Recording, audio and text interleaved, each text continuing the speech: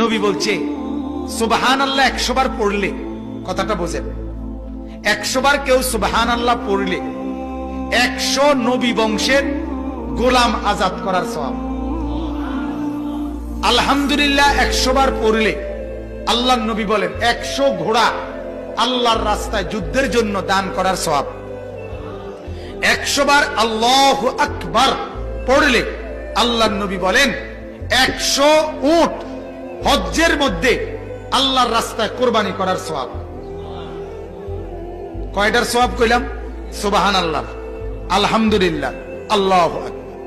এরপরে নবী বলেন 100 বার যে পড়বে লা ইলাহা ইল্লাল্লাহ, বলেন, আবার বলেন,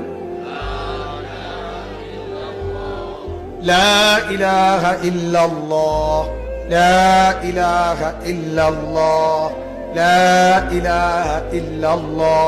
তাসবিহ পড়তে যেন তাড়াহুড়া না হয়, ঠিক আছে না? ইনশাআল্লাহ সুন্নত, সুন্নত হইলেও ধীরে ধীরে পড়া, এক এক নিঃশ্বাসে এক একবার পড়া।